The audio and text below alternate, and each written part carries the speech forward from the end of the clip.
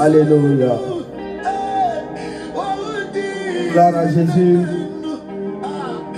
Peuple de Dieu, soyez bénis abondamment dans le nom de notre Seigneur Jésus-Christ. Toi qui m'écoutes en ce moment, je prie le Seigneur pour ta vie.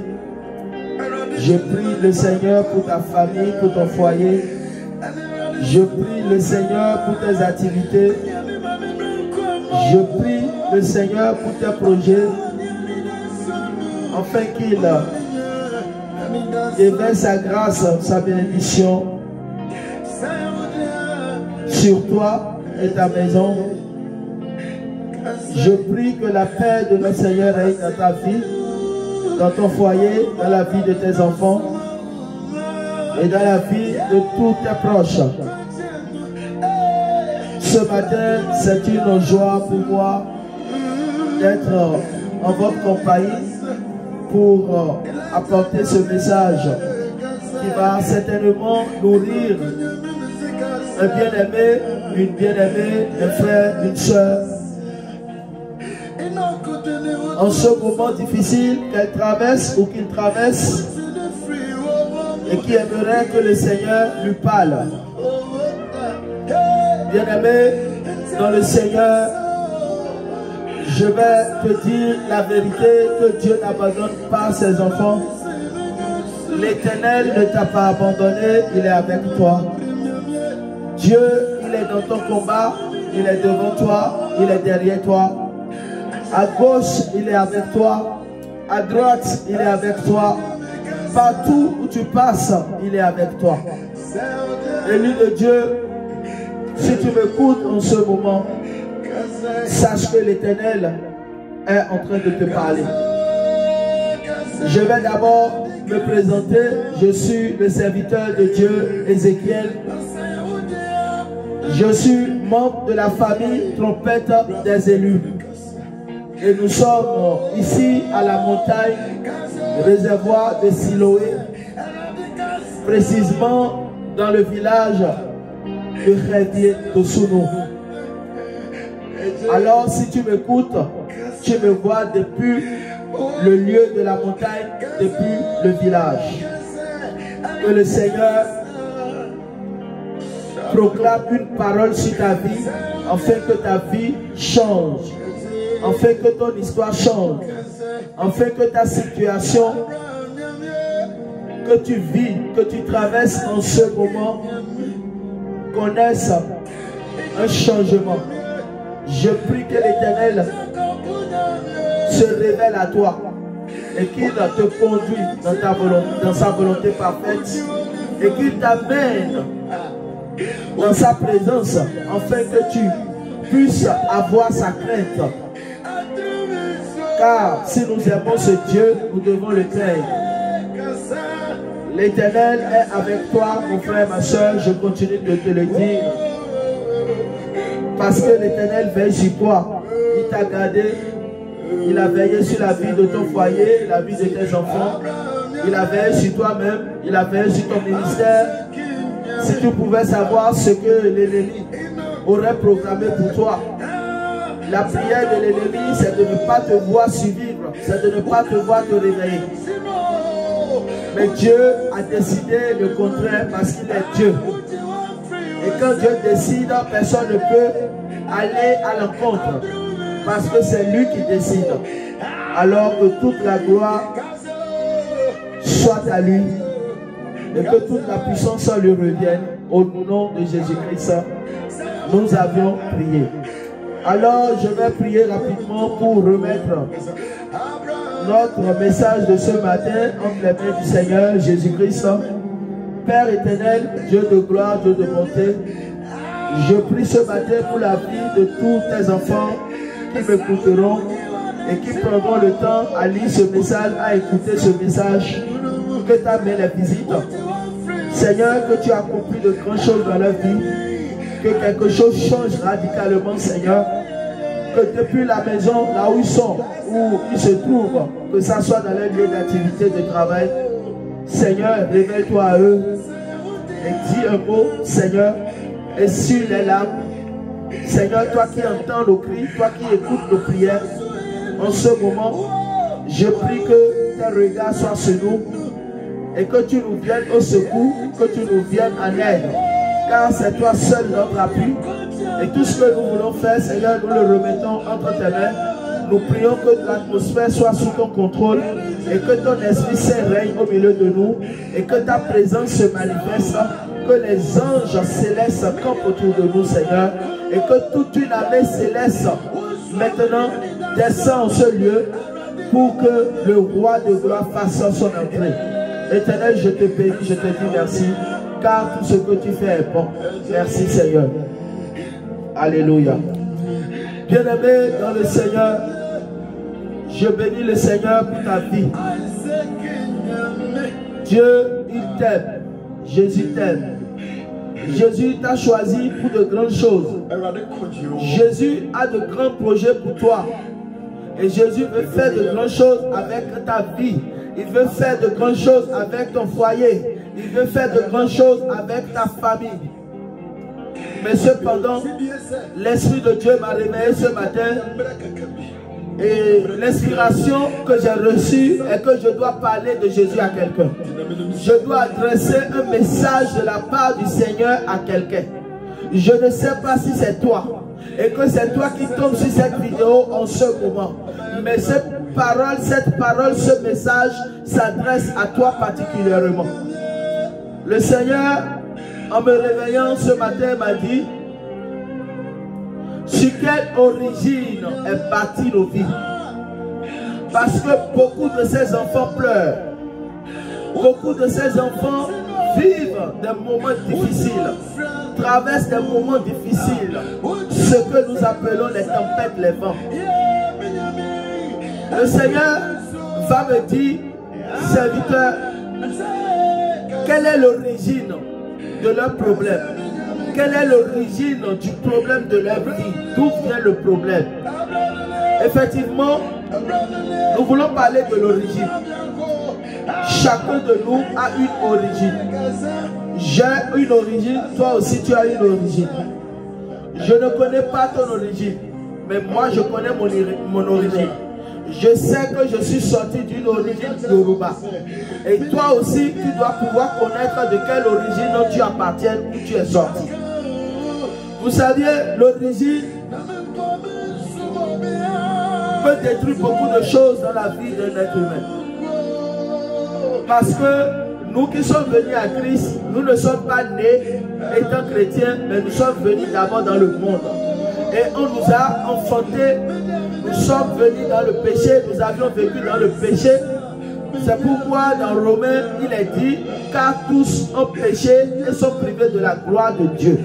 Nous tous, nous avions péché, hommes, femmes, petits et enfants. Tout le monde sur la terre avions commis le péché. Ce que nous appelons le péché adamique. L'origine de chaque homme réclame. Je veux dire que ton origine, d'où tu es sorti, te réclame. Il réclame ton âme. Il réclame parce que de cette origine, on t'identifie. De cette origine, on sait que tu leur appartiens, tu fais partie de leur clan. Parce que tu as tes traces qui figurent dans leurs origines. Vous savez, affaire d'origine, c'est une affaire très très sérieuse que nous tous, nous devons prendre en considération. Vous allez faire 50 ans, 20 ans, 30 ans dans la foi. Mais vous n'allez jamais comprendre si Dieu ne vous révèle pas que c'est votre origine qui est en train de vous perturber et qui fait que votre vie n'est pas une vie remplie de bénédictions et que les choses ne vont pas telles que vous le souhaitez ou telles que vous le désirez. Effectivement, Dieu n'a pas créé un être humain pour qu'il souffre. Dieu ne nous a pas créés pour que nous souffrons. Dieu ne nous a pas créés pour que nous soyons dans la précarité, dans la misère. Dieu ne nous a pas créés pour que nous soyons dans le rejet. Dieu ne nous a pas créés pour que nous soyons dans le manquement. Mais Dieu, il est un Dieu de multiplication. Il est un Dieu de bénédiction. Il est un Dieu d'abondance. Tout homme, tout être humain a une origine. Mais si ton origine, selon laquelle toi tu es venu au monde, n'est pas une origine bâtie sur Christ, attends-toi à de réels et de vrais combats. Parce que c'est un combat. Pour être libre, il faut comprendre que la liberté s'arrache. Quelqu'un ne va pas venir devant toi pour te servir la liberté dans un plateau d'or. Non, tu ne verras pas ça. La liberté s'arrache. On arrache sa liberté. Pour être indépendant, il faut travailler pour être indépendant. Alléluia. Donc, nous voyons que l'origine de chaque être humain vient pour réclamer des choses dans le futur, dans la vie de l'homme, malgré que l'homme est en Christ. Je vais donner un exemple. Si dans votre origine, parce que dans votre origine, il faut comprendre que c'est dans l'origine qu'il y a les liens de famille. C'est dans l'origine qu'il y a les liens de réclamation. C'est dans l'origine qu'il y a les malédictions. Et tout ce qui suit, tout ce qui accompagne comme problème spirituel que vous aviez, tout vient de l'origine. Si nous voulons bâtir, nous voulons construire une maison, il faut que le fondement, parce que quand on parle de l'origine, on parle aussi du fondement de nos problèmes. Je voudrais parler pour dire à quelqu'un qui m'écoute ce matin, ce n'est pas une affaire de dire je connais déjà Jésus, je lis la parole, je prie. Non.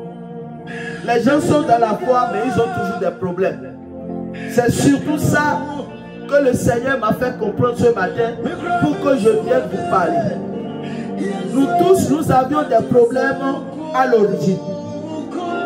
Cela n'est pas une personne. Que tu sois homme de Dieu, que tu sois fidèle, que tu sois servante, épouse d'un homme de Dieu, nous tous, nous avions des problèmes d'origine. C'est-à-dire, ce qui arrive dans notre vie a un fondement. Ça a une origine. Ça vient de quelque part.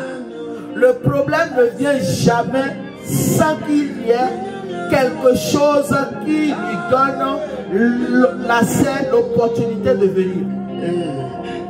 S'il y a problème, c'est qu'il y a dégâts quelque part. S'il y a problème, c'est qu'il y a un péché quelque part.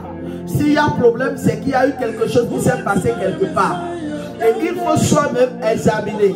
Il faut soi-même rentrer en soi et commencer par faire un bilan, un examen de conscience. Alléluia. Donc, l'origine est liée au fondement. Je ne connais pas toi ton fondement. Est-ce que tu es né dans une famille où tes ancêtres, tes aïeux ont connu Christ et que tu es né chrétien? Je ne le sais pas. Moi, je n'ai pas eu la grâce de naître dans une famille où mes aïeux, mes ancêtres sont chrétiens et que je suis venu en Christ, je suis né dans la foi. Non. Mais j'étais musulman quand le Seigneur s'est révélé à moi.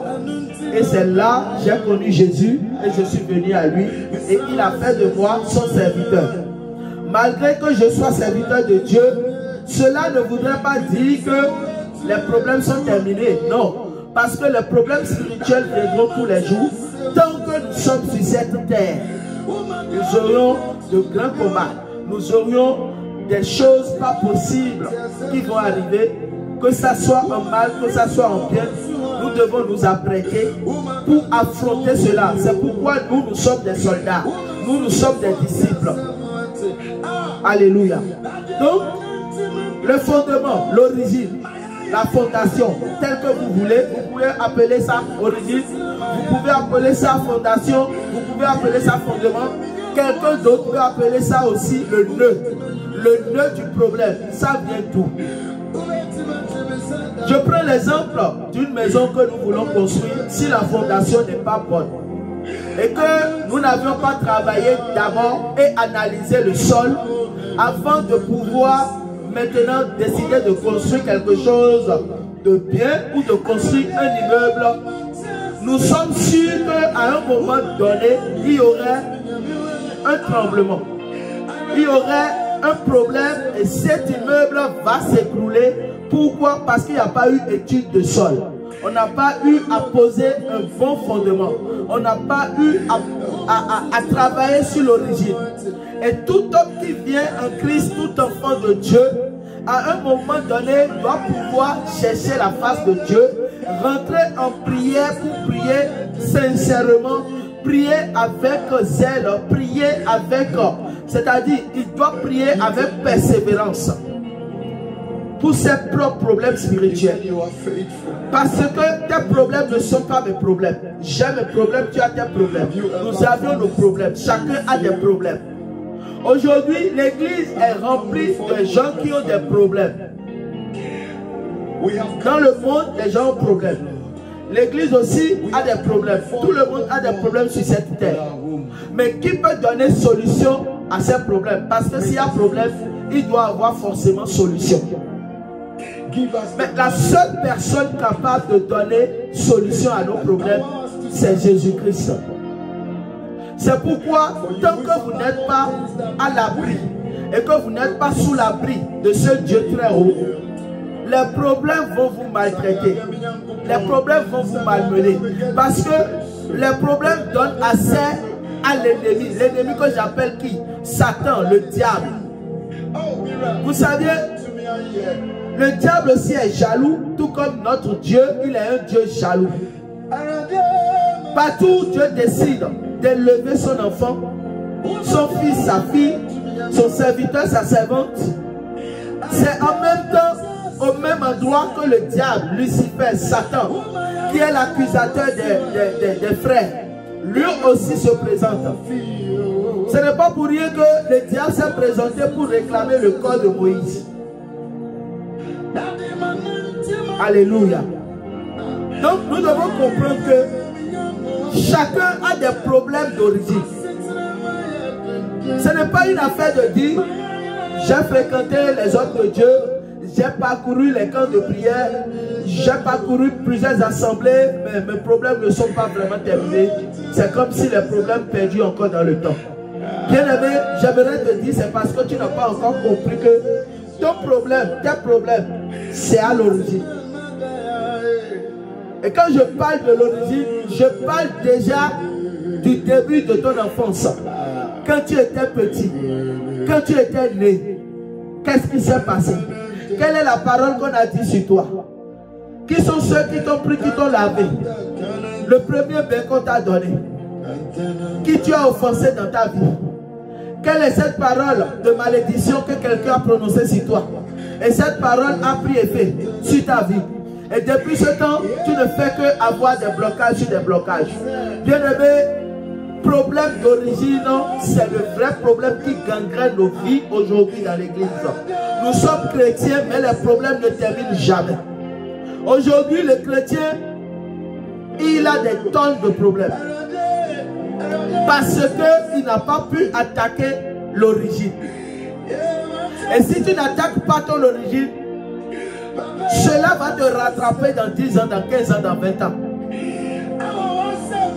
Et cela fait que parfois, Dieu te choisit, Dieu t'élève, il t'équipe, et il fait de toi un serviteur de Dieu, mais l'origine vient pour te rattraper plus tard.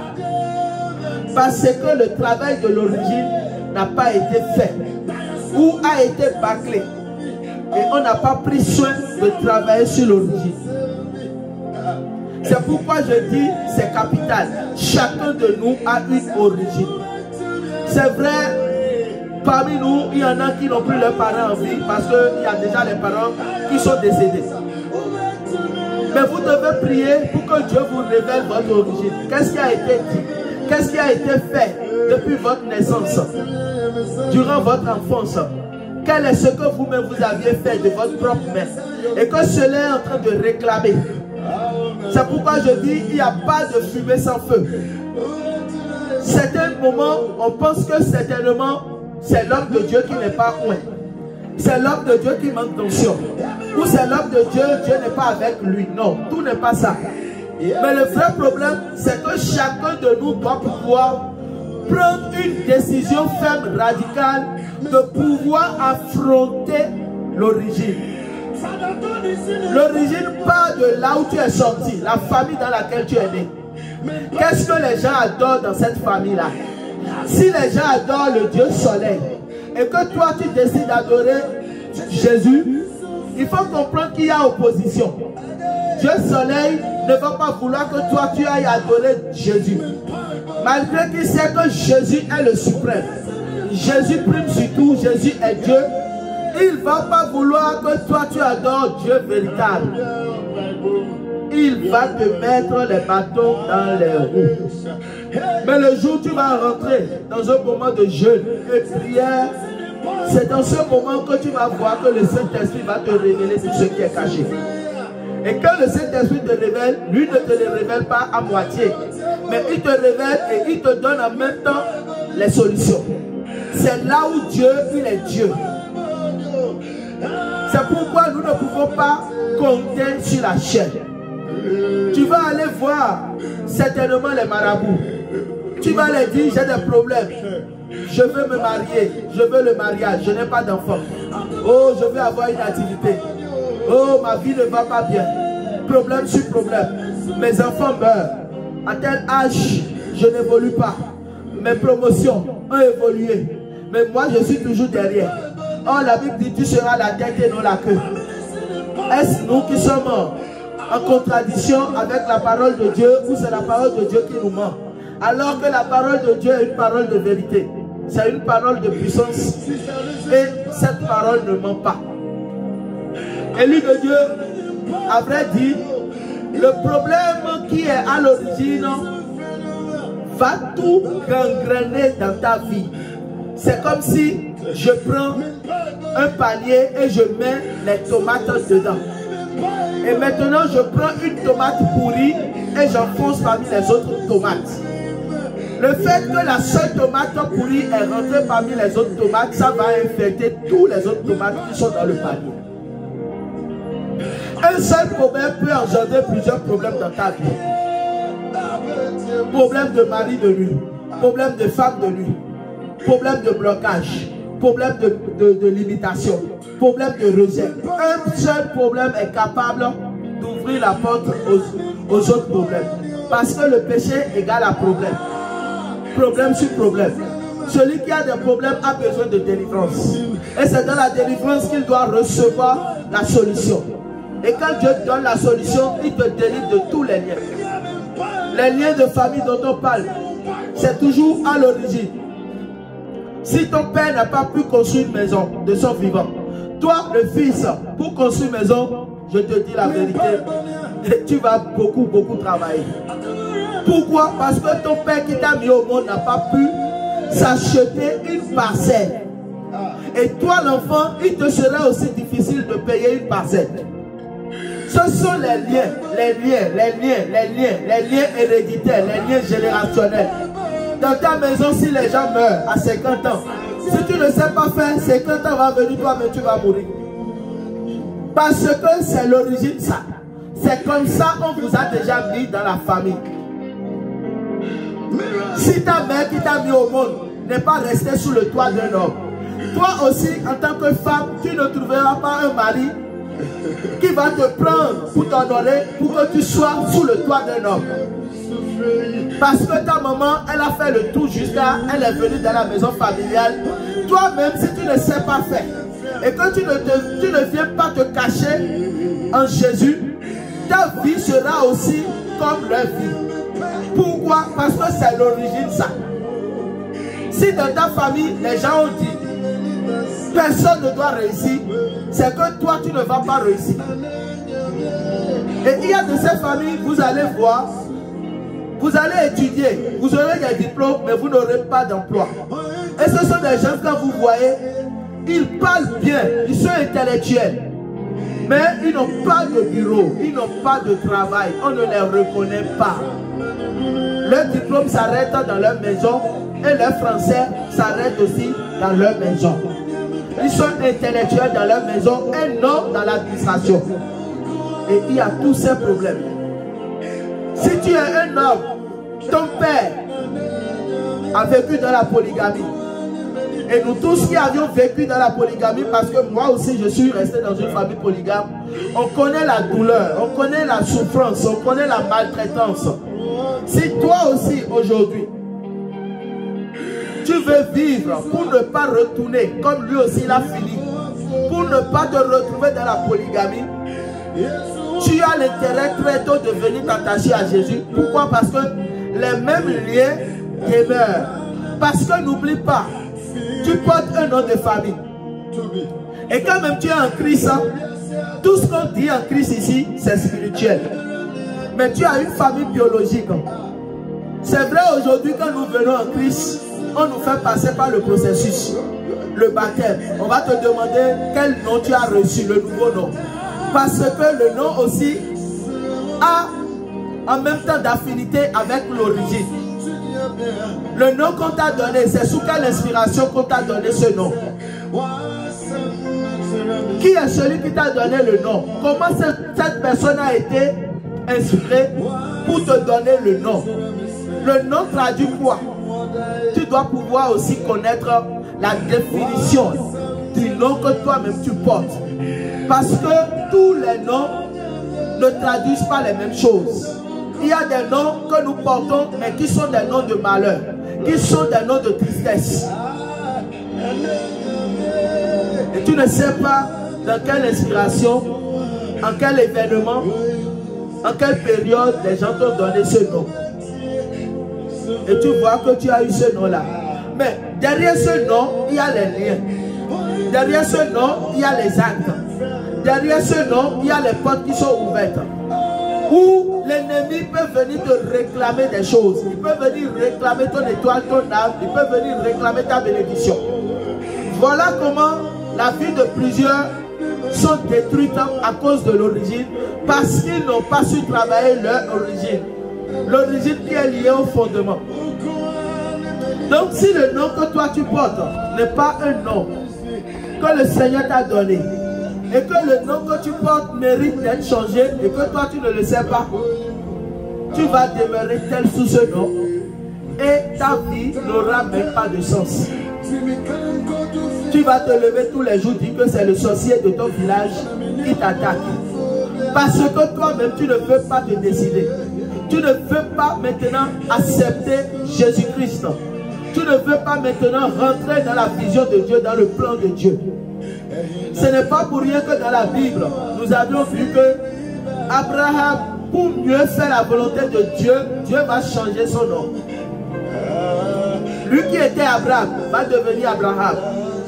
Saraï va devenir Sarah. Jacob va devenir Israël. Le nom aussi est lié à l'origine. C'est pourquoi je te demande, mon frère, ma soeur, le nom que tu portes, est-ce que tu connais son origine? Parce qu'on t'a donné un nom de tradition, tu es fier. Mais est-ce que le nom là que tu portes, est-ce que ça attire le bonheur? Est-ce que ça attire la paix? Est-ce que ça attire la joie? Est-ce que ça attire l'amour? Est-ce que ça attire l'élévation, la prospérité? Est-ce que ça attire la bénédiction? Et tu dois pouvoir te poser aussi la question et porter cela à cœur pour que tu puisses chercher la face de Dieu et que Dieu puisse te parler sur ton nom, l'identité. Chacun de nous doit pouvoir connaître son identité. Quelle est ton identité? Ce n'est pas pour rien que dans la vie active, nous avions tous nos cartes d'identité. Et si quelqu'un commet un crime aujourd'hui, on va pouvoir lui réclamer, bon, montrez-nous votre carte d'identité, votre pièce. Parce que c'est à travers cette pièce qu'on va pouvoir t'identifier. Imagine, tu es un citoyen du ciel et toi, tu n'as pas d'identité. Ça veut dire que tu n'es pas un bon citoyen. Un vrai citoyen de cette nation béninoise dans laquelle nous sommes doit pouvoir se munir de sa pièce d'identité partout. Parce que tu ne sais pas ce qui peut se passer. Nul ne le sait. Alors, si dans le monde, les autorités nous soumettent à ces lois, pourquoi nous, en Christ, nous ne voulons pas nous soumettre? Et nous sommes chrétiens seulement.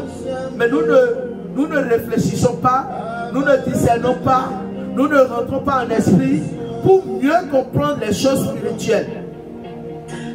Les blocages que tu as viennent d'où? Les problèmes que tu traites viennent d'où? L'échec vient d'où? L'amertume vient d'où? La tristesse vient d'où? Est-ce que c'est Dieu qui a voulu ça pour toi? C'est vrai que Dieu nous éprouve. Et nous avions vu le cas de Job. Mais le cas de Job est différent de ce que nous sommes en train de dire. Quand Dieu t'éprouve, c'est pour tester ta foi. C'est pour tester ton niveau de fidélité. Mais ici, nous parlons des problèmes qui sont à l'origine. Alléluia. Chaque homme aujourd'hui a des problèmes. Chaque être humain a des problèmes. Vous allez voir dans le monde les gens ont de l'argent, mais ils n'ont pas d'enfants. Vous allez voir des hommes qui sont riches, mais ils n'ont pas de femmes. Il a de belles voitures, il a de belles immeubles, il a de belles appartements, il a tout à sa disposition, mais quand vous voyez la vie de cet homme n'est pas marié. Il n'a pas d'enfant. Il y a des femmes qui ont tout, qui sont des commerçantes et qui ont des gros magasins, qui voyagent, qui vont à Dubaï, en Chine, mais elles n'ont pas de mari. Bien aimé, est-ce que c'est vraiment la volonté de Dieu? Nous devons nous poser des questions. Est-ce vraiment la volonté de Dieu? Je ne parle pas de ceux qui ont vendu leur âme à Lucifer. Parce qu'aujourd'hui dans le monde, tout le monde veut être riche. Et tout le monde est prêt à se sacrifier pour devenir riche. Personne ne veut la richesse de Dieu. Mais les gens veulent la richesse truquée, la richesse fraudée. Ce que le diable donne gratuitement. Mais le diable ne donne pas gratuitement. Parce que là où il te donne, il va arracher ton âme. Et c'est pourquoi, s'il ne vient pas arracher l'âme de ta femme, il va venir te réclamer les enfants que tu as. D'autres même le font consciemment, où ils vendent leurs âmes. Et ils acceptent que leur premier-né, leur enfant, l'aîné, meurt. Et l'enfant tombe malade, il meurt. Mais lui-même, le père, il sait très bien qu'il a déjà vendu l'âme de l'enfant pour s'enrichir. Et aujourd'hui, vous savez que ces choses sont récurrentes dans le monde. C'est des choses qui passent un peu partout, sur les réseaux sociaux, dans la vie active. En ce moment où je parle, cela se passe quelque part dans une famille. Alléluia. Et le monde aujourd'hui est méchant. Le monde est cruel. Le monde fait peur. Mais toujours dans ce monde, Jésus veut sauver des vies. C'est pourquoi il fait de nous des disciples pour que nous venons pour parler. Même l'église est combattue parce que Satan ne veut pas que la gloire revienne à Jésus.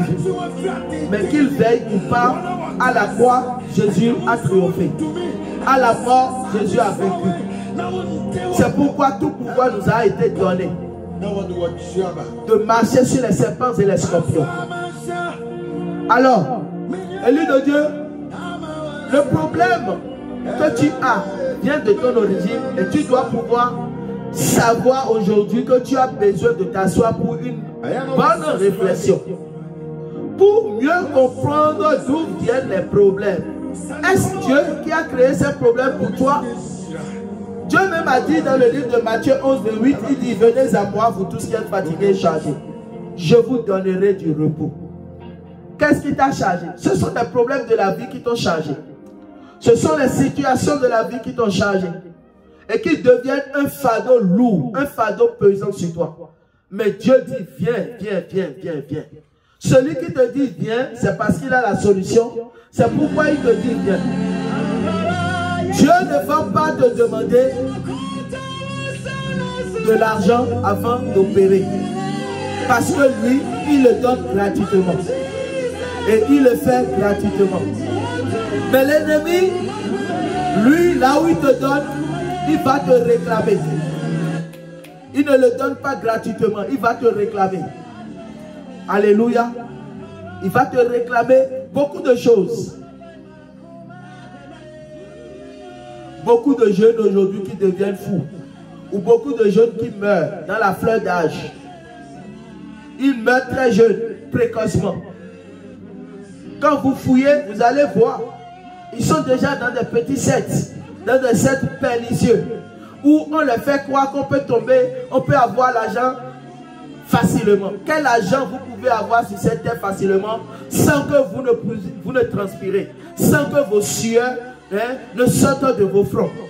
Quel est cet argent que vous pouvez l'avoir? Regardez ce qui s'est récemment passé à Dubaï, où les jeunes, les femmes, les hommes, les influenceurs, les influenceuses, on a découvert leurs dessous, où c'était vraiment ce qu'ils vont aller faire avec les Arabes pour s'enrichir. Et vous allez les envier alors que vous ne savez pas sur quoi leur richesse est bâtie.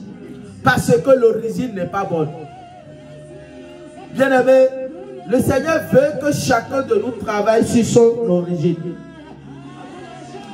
Parce que la majorité de nos problèmes aujourd'hui viennent à cause de l'origine. As-tu offensé la mère qui t'a mis au monde? As-tu offensé ta propre mère? Cette mère t'a porté dans son ventre, dans ses entrailles, pendant 9 mois. Et tu l'as déçu. À cause de quelque chose, tu as manqué du respect à ta maman. Et ta maman a tapé ses entrailles, elle a dit, si c'est vraiment dans mes entrailles que toi tu es resté, rien de bon ne sortira de toi. Bien-aimé, cette parole va tout détruire dans ta vie. Parce que c'est elle qui t'a mis au monde. Et la Bible nous dit ici, honore ton père et ta mère. Et toi tu l'as déshonoré. Alors si tu la déshonores, le ciel aussi va te déshonorer. Pareil aussi si tu fais la même chose avec le père qui t'a mis au monde. Parce qu'ils sont tes dieux sur terre. Et tu leur dois du respect. Le mari avec qui tu es sorti ou vous vous êtes marié, vous avez eu des enfants. Aujourd'hui, cet homme n'est plus avec toi. Vous avez divorcé, mais tu prends tout le temps à maudire ce dernier. Je veux parler à une femme. À cause de la souffrance, ne fait que maudire le père de ses enfants. Bien-aimé, ce n'est pas ça la solution. La solution n'est pas de maudire, parce que toi-même qui maudis les gens, toi-même tu as eu à faire un faux pas quelque part où on devait te maudire, mais on ne t'a pas maudit. Alors ce qu'on ne t'a pas fait, toi ne le fais pas à autrui. Le temps que tu prends, ou le temps que tu es en train de prendre pour maudire là, il faut prendre ce temps pour prier pour que Dieu le bénisse, pour qu'il change, afin qu'il se répande et qu'il revienne en arrière. Parce qu'il est un être humain, il peut faire des erreurs. Qui parmi nous n'a jamais fait des erreurs? Disons-nous la vérité, qui parmi nous, en tant qu'être humain ici sur terre, n'a jamais fait des erreurs? Alors, nous avions beaucoup de problèmes qui minent notre vie, qui minent notre âme, mais qui sont des problèmes d'origine. L'origine. Il faut travailler l'origine. Il faut que chacun accepte fouiller son origine. Tu dois accepter, fouiller, checker ton origine. Est-ce que mon origine, quelqu'un a déjà dit que ma vie ne sera pas une vie vraiment bénie, une vie qui glorifie le Seigneur? Est-ce que je n'ai pas offensé quelqu'un dans ma vie, dans mon parcours? Il faut tout regarder. Parce que la Bible nous enseigne aussi ce qu'on appelle la restitution. Si l'origine n'est pas bonne, tout ce que tu feras ne va pas prospérer. Tu bâtis ta richesse sur le faux. Mais attends-toi un jour que cette richesse ne va pas tenir longtemps. Ça va s'écrouler. Parce que c'est sur la tristesse, le malheur des autres que toi tu bâtis ta richesse. Vous êtes nés dans une même famille. Et l'autre a réussi. Mais la mort est venue le prendre. Il a laissé ses enfants. Mais vous, la famille, vous saviez très bien qu'il s'est marié. Et que les biens, l'héritage reviennent aux enfants. Mais vous vous opposez à cela. Et vous aviez tout fait pour maltraiter les orphelins et la veuve. Alors que la Bible nous dit de ne pas mépriser l'orphelin et la veuve, de faire du bien à ceux-là. Mais si vous aviez commis un tel péché, sachez que l'origine n'est pas bonne et que dans votre parcours, les mêmes causes, les mêmes effets vont venir. Parce que chaque acte que nous posons aujourd'hui, demain, nous allons répondre. Si tu fais le bien, tu récolteras le bien. Si tu fais le mal t'attend. Alors, élu de Dieu, le problème que tu as et que tu t'es déjà beaucoup donné dans la prière. Quand on dit il y a programme de prière, tu es présent. Quand on dit il y a séminaire, tu es présent. Quand on dit il y a moment de jeûne, tu es présent. Bien-aimé, tu as beaucoup prié, tu as beaucoup jeûné, c'est vrai. Ce n'est pas faux. Mais maintenant là, le Seigneur te demande de faire un bilan de conscience. Une journée de réflexion. Et prie intérieurement pour que Dieu te révèle ton origine. Sur quoi ta vie a été fondée? Quelle est l'origine? L'origine de ta naissance. Comment tu es né? Est-ce que le jour toi, tu naissais, tu sortais des entrailles de ta mère? Est-ce qu'il y a une femme quelque part qui devrait peut-être épouser ton père et qui n'a pas eu cette grâce? Et qui a appris que voilà, il y a une femme qui est en train de mettre un enfant au monde et qui depuis sa maison va dire des paroles de malédiction sur toi? Nous ne le savons pas. Est-ce que le père qui t'a mis au monde n'a pas offensé quelqu'un par hasard dans sa vie? Et que toi, l'enfant, tu es en train de payer le prix? Est-ce que la mère qui t'a mis au monde n'a pas trahi un homme dans sa vie? Et que c'est toi, la fille, aujourd'hui, qui est en train de payer le prix? Et c'est pourquoi toi aussi, ta vie est devenue une vie de trahison. Un homme que tu rencontres aujourd'hui te promet tout, mais demain, il te trahit. Bien-aimé, nous avons tous des problèmes d'origine. Et nous devons travailler sur l'origine. D'autres ont décidé de servir Dieu. Et Dieu vraiment les a choisis. Ils ont l'appel de Dieu sur leur vie. Mais il y a les liens de famille. L'origine familiale. Les liens de famille qui s'opposent à la volonté de Dieu dans leur vie. Peuple de Dieu, nous devons vraiment réfléchir sur cette situation et sur ce sujet qui est très très pertinent. Sinon, nous allons demeurer là et les problèmes vont venir nous accabler. Et la prière de l'ennemi, c'est de nous voir un jour abandonnés, déposer les armes. Est-ce que vous avez déjà vu un soldat au front et qui est en plein combat et qui va dire j'abandonne? Tu ne peux pas abandonner sur le champ de bataille. Parce que si tu abandonnes sur le champ de bataille, la guerre aura la victoire sur toi. L'ennemi va te vaincre. Mais il faut que sur le champ de bataille, sur le terrain, tu sois rempli de courage, de persévérance. Et c'est dans ça que tu auras ta victoire. Alléluia. Je voudrais prendre le passage de Marc chapitre 7. À partir du verset 24 au 30. Nous allons lire cela. Jésus s'est rendu sur le territoire de Tyr et de Sidon. Il s'agit de la situation de la femme cananéenne. La femme cananéenne. Jésus étant parti de là, s'en alla dans le territoire de Tyr et de Sidon. Il entra dans une maison, désirant que personne ne le sût. Mais il ne put rester caché. Vous savez, Jésus, notre Dieu, il est un Dieu discret. Ce qui est vrai n'a pas besoin de publicité. Ce qui est vrai n'a pas besoin de publicité. C'est le faux qui a besoin de publicité.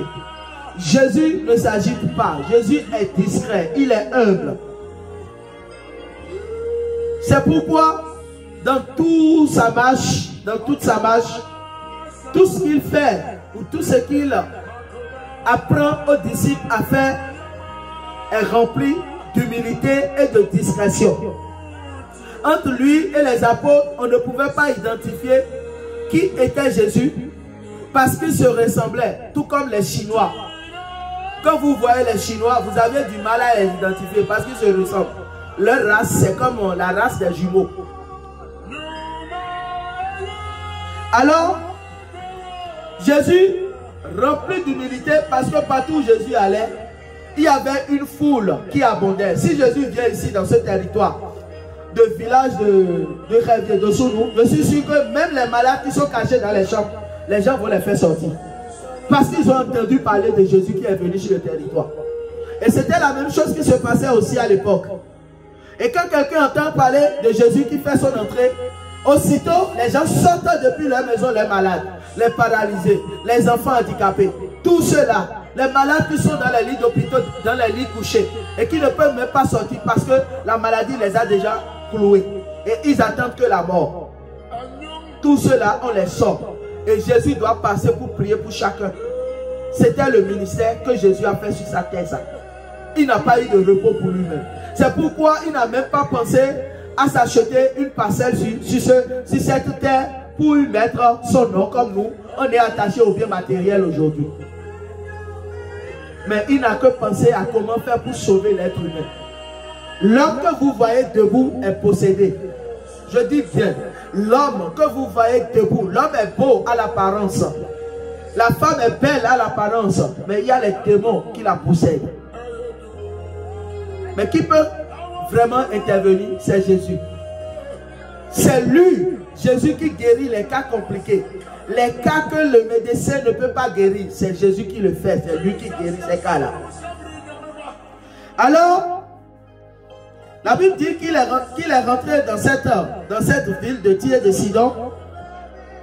Et il entra dans une maison. Ne voulant pas que personne le sache, le remarque. Il voulait être caché, c'est-à-dire il voulait être discret. Car une femme dont la fille était possédée d'un esprit impur entendit parler de lui et vient se jeter à ses pieds. Vous voyez, la femme cananéenne, sa fille, était possédée d'un esprit impur. Vous voyez, c'est un problème d'origine. Cette fille est née comme un enfant doit, tout comme un enfant doit naître pour venir au monde. Mais comment se fait-il que cette fille est possédée par des esprits impurs? Parce que, à vrai dire, nous tous, nous sommes sortis des entrailles d'une femme.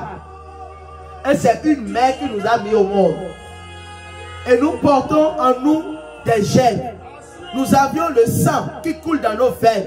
C'est vrai qu'il y a le sang de Jésus. Le sang de Jésus, c'est spirituel. Nul ne voit ce sang-là. Est-ce que toi, tu as déjà vu le sang de Jésus une fois? Mais c'est en esprit, cela se passe. Aujourd'hui, il y a les banques de sang dans les hôpitaux. Tu peux aller acheter du sang pour qu'on puisse injecter cela à un malade, à un patient.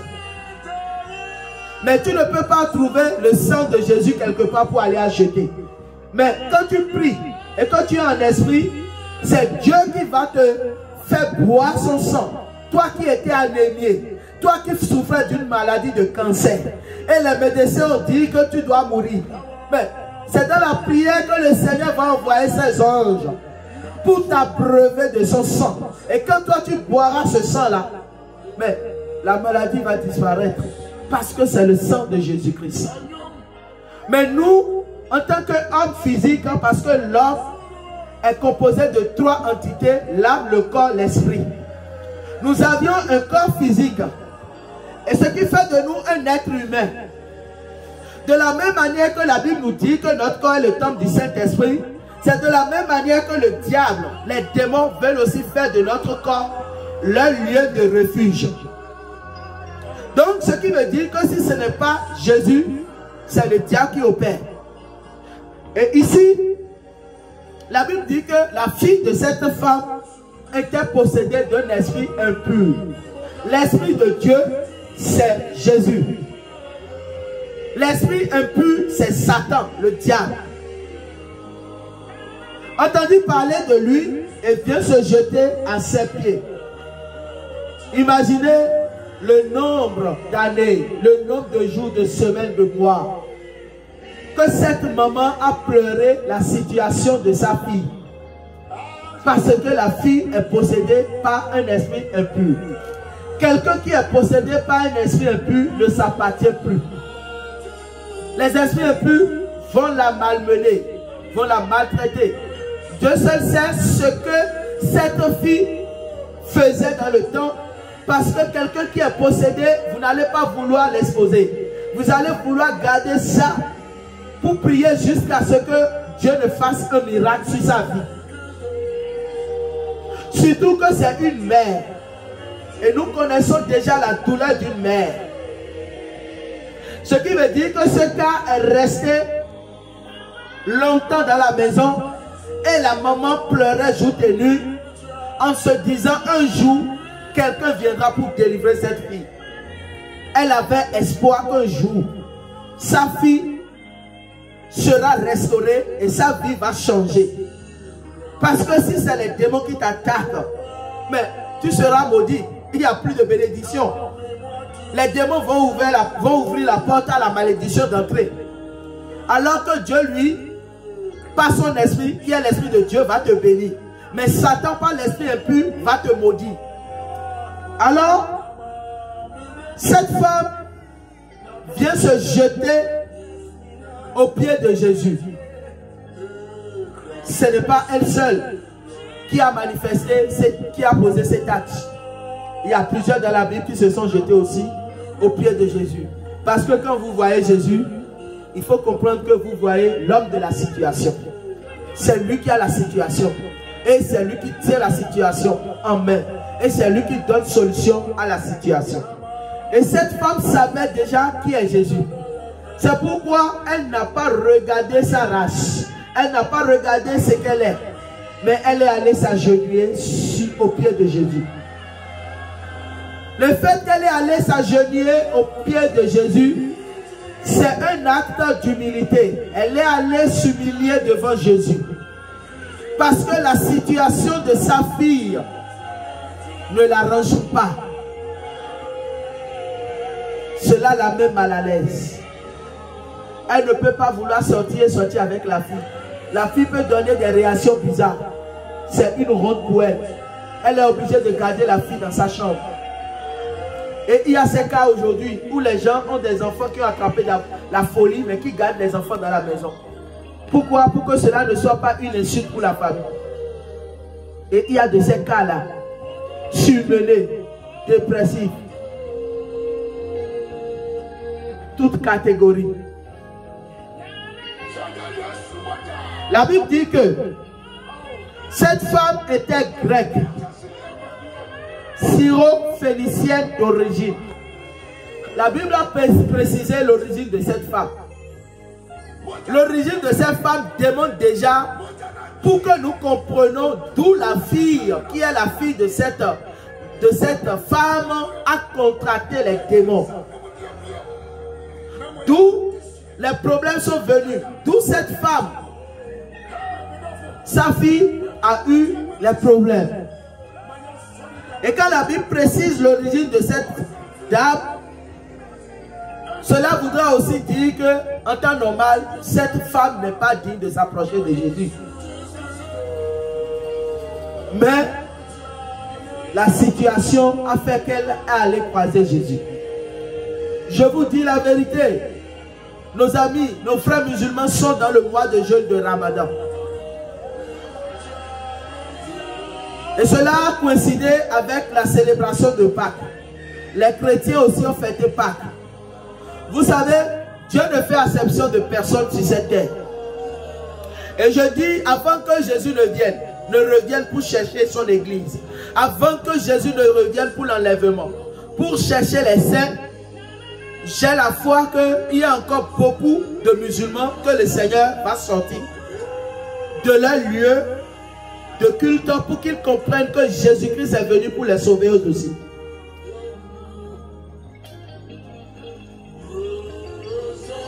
Devant les hommes, on voit que cela est possible, mais devant Dieu, cela est possible.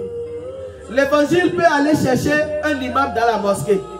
Et l'imam va abandonner le Coran et il va suivre Jésus et prendre sa Bible en main et commencer par évangéliser. C'est ce que Dieu est capable de faire. C'est lui qui transforme les vies. Et ce Dieu n'a fait acception de personne. Il aime tout le monde. Mais il veut que dans son amour, tous soient sauvés. Dieu ne veut pas que quelqu'un se perde parmi nous. C'est pourquoi nous avions le parabole des 99 où un est perdu. Où il est allé chercher le un qui est perdu et le ramener. Si c'était toi, c'était moi, tu vas te contenter des 99 et laisser la seule brebis égarée perdue. Parce que tu regardes le chiffre, tu regardes la quantité. Mais Dieu ne veut perdre aucune de ses brebis. Parce que quand un pécheur se répand, c'est une joie au ciel. Quand un pécheur est sauvé, c'est toute une joie au ciel. Quand un musulman se convertit, c'est une joie au ciel. Alléluia. Donc, nous voyons que l'origine de cette femme est grecque, syro-phénicienne. Mais elle n'a pas regardé à son origine. Si elle devait regarder à son origine, cela voudrait dire qu'elle allait se contenter de la situation de sa fille et maintenir la fille telle qu'elle est, et la fille sera là pour elle, telle qu'elle est avec les esprits impurs. Mais la Bible dit, elle pria, elle le pria. Elle pria qui? Elle pria Jésus de chasser le démon hors de sa fille. Donc elle comprend que Jésus peut opérer dans la vie de cette fille en la délivrant des esprits impurs. Et la Bible précise son origine pour que nous comprenions en réalité que cette femme n'a pas regardé à sa personne, n'a pas regardé à son rang social, n'a pas regardé à sa classe sociale, à son statut. Mais elle a regardé à la parole de Dieu. Elle a regardé à Jésus-Christ le Sauveur. Et voilà comment elle pria Jésus. Elle supplia Jésus. Elle demanda à Jésus. Elle demande à Jésus comment? Avec un acte d'humilité. D'abord, elle est allée s'agenouiller à ses pieds. Mais maintenant, elle dit d'où elle est venue, son origine. Et elle le supplie. Elle supplie. Bien-aimé, comment toi tu as l'habitude d'aller te présenter à Dieu avec tes problèmes? Est-ce que tu vas devant lui avec arrogance? Tu ne peux pas aller devant Dieu avec arrogance pour que Dieu te donne la solution à tes problèmes. Il faut que tu manifestes quelque part l'humilité. Cette femme a été humble. C'est pourquoi elle s'est agenouillée devant Jésus et elle a prié Jésus de chasser les démons hors de sa fille. Et écoutez la parole que Jésus va lui dire. Jésus lui dit, laisse d'abord les enfants se rassasier, car il n'est pas bien de prendre le pain des enfants et de le jeter aux petits chiens. Et écoutez bien cette parole que Jésus va prononcer à cette femme cananéenne dont la fille est possédée des démons. Jésus va répondre à cette fille, à cette femme, laisse d'abord les enfants se rassasier, car il n'est pas bien de prendre le pain des enfants et de le jeter aux petits chiens. Vous allez peut-être dire que Dieu, vraiment, pourquoi Jésus doit répondre comme ça? Vous savez, Dieu, il répond à une question, pas une autre question. C'est un Dieu de sagesse et de connaissance. Je dis bien, Dieu répond à une question, pas une autre question. Quelqu'un dont la fille est malade, imaginez l'état de la maman. Mais Jésus n'a pas parlé dans un langage un peu plus facile pour elle. Non. Mais Jésus a utilisé un parabole. Un parabole pour tester son niveau de foi. Pour tester son degré de foi. Malgré qu'elle est grecque. Malgré qu'elle n'est pas israélite. Mais Jésus va parler pour tester son niveau de foi. Et cette femme a réussi. Je dis bien, elle a réussi à ce test. auquel Jésus l'a soumis. La dame va répondre en disant, oui Seigneur, lui répondit-elle. Mais les petits chiens sous la table mangent les miettes des enfants. Alléluia. La maman va répondre, la femme cananéenne va répondre pour dire à Jésus, oui Seigneur, lui répondit-elle. Mais les petits chiens sous la table mangent les miettes des enfants. Vous voyez? Cette parabole est forte. Et cela voulait parler dans le sens où un enfant de Dieu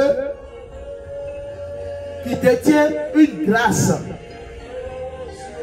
qui a une étoile brillante, mais que l'ennemi est en train de persécuter en le soumettant à des situations compliquées. Vous savez, il y a beaucoup de personnes qui aujourd'hui ne sont pas normalement arrivées là où ils doivent être. Je dis, il y a beaucoup de personnes aujourd'hui qui ne sont pas là où ils doivent être. C'est-à-dire, ce n'est pas leur vraie vie ça. Leur vraie vie, ce n'est pas ça. Ta vraie vie n'est pas que tu te réveilles un jour et que tu manques de l'argent. Non. Façon dont toi tu es généreuse. Façon dont toi tu veux aider les autres. Ta vie n'est pas ça. Mais comment se fait-il que c'est toi qui te réveilles et tu te trouves les mains vides, la poche vide? Tu veux aider des frères, tu veux aider des gens, tu veux aider des foyers, tu veux aider des orphelins, tu veux aider des veuves, mais tu n'as pas les moyens. Mais quand même tu as la volonté de le faire. Ta volonté seule ne suffit pas. Il faut maintenant que les gens s'accompagnent. Mais des fois, vous-même vous dites que en temps normal, je suis quelqu'un, je dois être à telle position. Ce n'est pas que tu as imaginé, hein? Non, c'est ce que Dieu a écrit sur toi. Tu te réveilles, tu dis j'ai envie d'aller manger dans un restaurant. Non, ce n'est pas que tu as envie d'aller manger dans un restaurant.